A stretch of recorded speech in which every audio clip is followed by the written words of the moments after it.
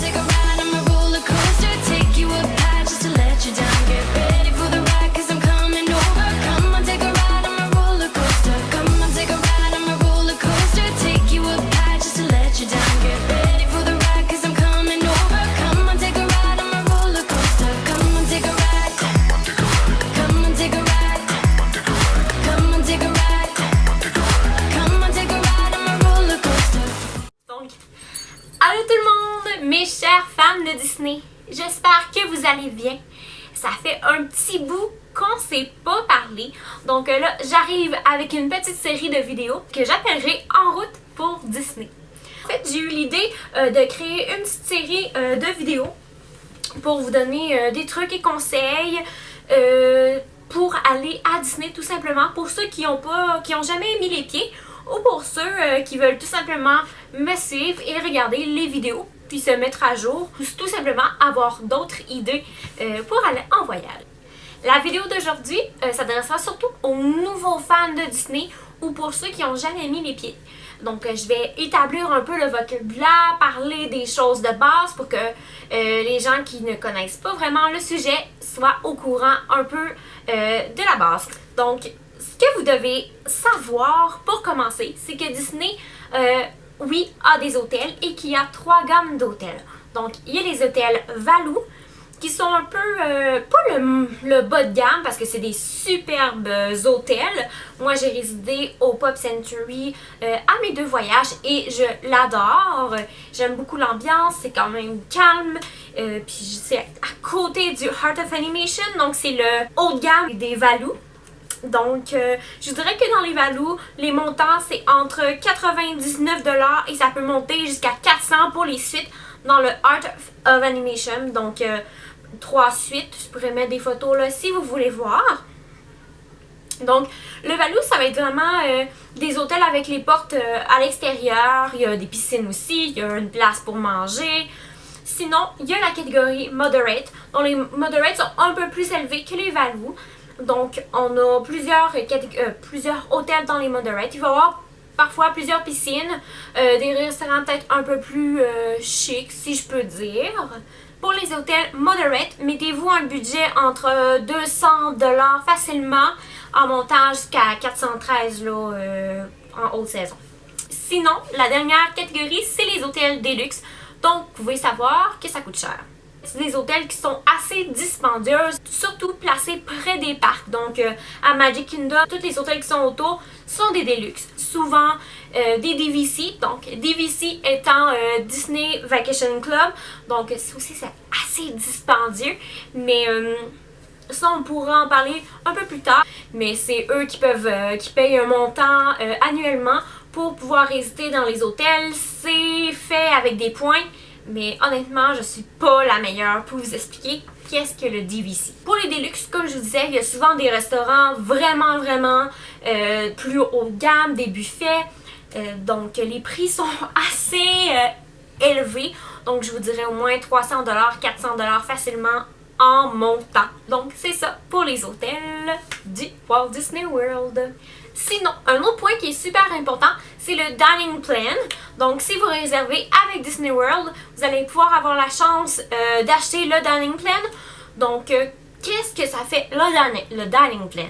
Donc, en fait, c'est l'offre de repas. Donc, au lieu de vous préoccuper à savoir combien va vous coûter votre repas, vous le payez déjà d'avance. Donc, quand vous arrivez au restaurant, eh bien, vous n'avez pas à vous inquiéter de dire « Oh, combien ça va me coûter? Là, je veux pas que ça me coûte trop cher. » Non. On prend ça relax. Donc, en fait, c'est déjà payé. Vous prenez vraiment ce que vous avez envie de manger. C'est ça, un des points forts, je voudrais, du dining plan. Moi, j'aime vraiment ça. J'ai toujours acheté. Je trouve ça vraiment idéal. Dans le dining plan, mais dans tout Walt Disney World, vous avez des termes qu'on utilise. Donc, les repas quick. Qu'est-ce qu'un repas quick? Bon, je vais comparer ça au fast-food, genre McDonald's, mais c'est plus pour je commande, j'attends mon repas et je vais m'asseoir. Mais inquiétez-vous pas, c'est vraiment pas juste du style McDo. Oui, si vous voulez manger des croquettes, des hamburgers, il y en a, ça c'est clair. Mais on peut super bien manger dans les repas quick Je pense à un restaurant qui me vient en tête, le Yak and Yeti, ça vous dira absolument rien, mais je mettrai une photo s'il faut. Donc c'est super bonne bouffe, on peut manger de la salade, du mexicain aussi, la cantina de San Angel que j'adore, qui est super bon. Donc ça c'est plus rapide à manger, on s'assoit puis on repart, c'est pas trop long. Mais non, n'oubliez pas, c'est pas juste du fast-food, c'est super important. Les repas tables, donc en fait c'est pas compliqué, on s'assoit et on commande, quelqu'un vient nous porter notre repas. Et il y a des super bons restos à Disney. Mais vraiment, là, ça vaut la peine d'en essayer tout plein. Le dernier thème qui est bien important, c'est les snacks. Donc, snacks, collation en français. Donc, en fait, c'est il y a plein d'offres de collation.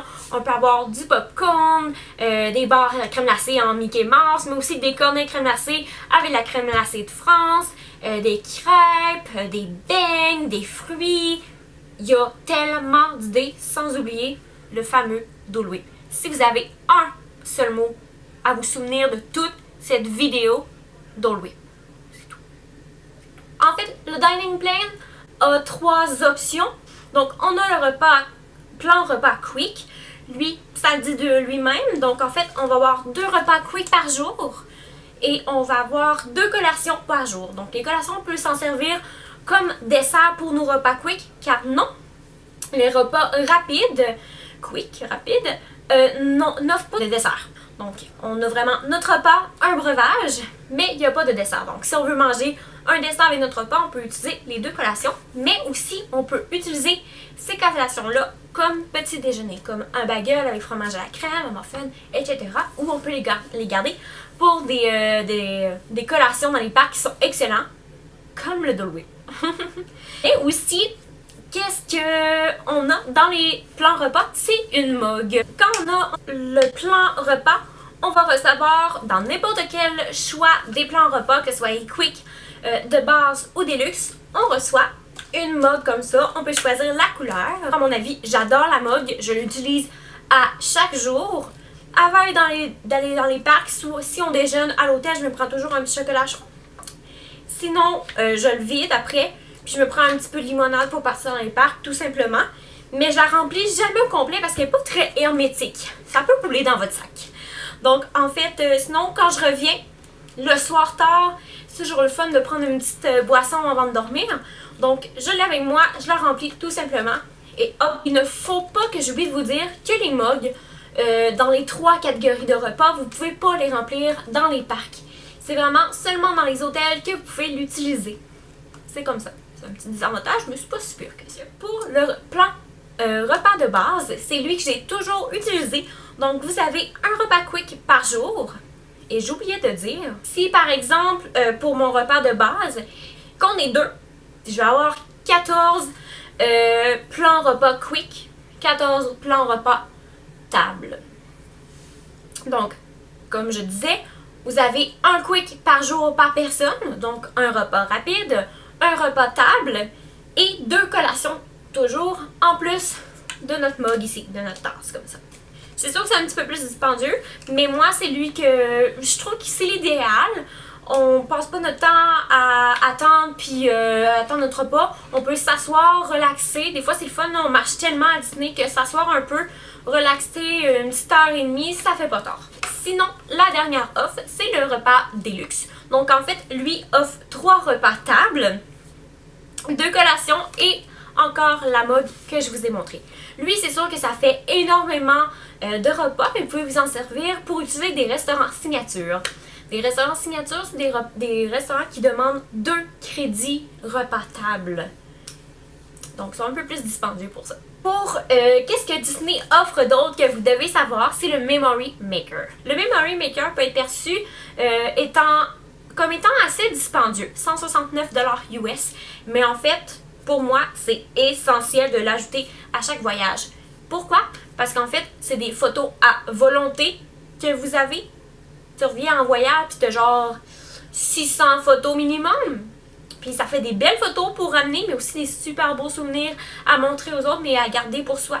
Donc moi, c'est sûr que c'est l'idéal. Il y a des photographes partout dans les parcs, donc ça vaut vraiment la peine de prendre des photos avec des personnages, mais aussi avec des lieux qui sont magnifiques. Mais aussi, n'oubliez pas de demander aux photographes d'avoir des magic shots. Des magic shots, c'est, mettons, ils vont vous demander de prendre une pause, puis ils vont ajouter un petit personnage spécial qui rajoute toujours un petit peu de magie à votre photo. Le Magic Ben. Point super important. Je vais mettre une photo pour vous montrer qu'est-ce que le Magic Ben. Mais le Magic Ben, c'est un petit bracelet de couleur que vous pouvez choisir quand vous faites votre réservation. Et il est utile pour presque tout, en fait, à Disney World. Il vous permet de rentrer dans les parcs, mais aussi, si vous voulez acheter votre carte de crédit, vous pouvez payer vos repas, vos souvenirs. Il n'y a aucun problème pour ça. Vous pouvez aussi ouvrir la porte de votre hôtel. C'est vraiment... Il y a une petite puce pour ça. Mais qu'est-ce qui est fun, c'est aussi ça vous permet de faire des attractions quand vous sélectionnez vos fast-pass. Je vais vous expliquer un petit peu plus tard qu'est-ce que les fast-pass. Pour les attractions, vous sélectionnez puis vous rentrez. Donc ça c'est le fun. Mais aussi, c'est waterproof. Donc, vous pouvez le garder quand vous allez vous baigner à l'hôtel. Et ça va pas se briser. Il n'y a aucun problème pour ça. Pour les Magic Ben, en ce moment, je pense qu'il y a 9 sélections de couleurs, à moins que ça aille changer. Je vous mettrai les photos des 9 couleurs. Les fast-pass. Donc, pour les fast-pass, en fait, c'est comme des billets un peu plus qui vous font aller un peu plus rapidement pour faire les attractions. Ça vous permet d'éviter la file. Au lieu d'attendre 1 heure pour faire une attraction, vous pouvez attendre 10 minutes, c'est tout, vous passez, puis vous profitez du plaisir, puis vous en faites encore plus pour ça. Pour les sélectionner un petit peu d'avance, donc à 60 jours avant votre voyage, vous pouvez sélectionner vos fast-pass si vous dormez dans un hôtel Disney World. Sinon, c'est 30 jours quand vous êtes hors site. Mais aussi quand vous avez terminé, ça je vais le répéter plus tard dans une autre vidéo, mais quand vous avez terminé vos 3 fast-pass de la journée, parce que c'est 3 que vous avez le droit de sélectionner par jour, quand les 3 là sont terminés, vous pouvez toujours en sélectionner une à la fois. Donc ça c'est vraiment important à faire. Vous pouvez toujours en rajouter une quand l'autre est terminée. Alors voilà, c'est tout pour moi pour la vidéo. Ce que vous devez savoir avant d'aller à Disney. J'espère que vous avez aimé ça. Que pour ceux qui n'ont jamais été, ça vous a donné une petite idée de qu'est-ce que c'était les termes importants pour aller à Disney. Sinon, on se revoit très bientôt pour le prochain vidéo par où commencer pour un voyage à Disney. Je vous dis merci. On se revoit très bientôt. Bye!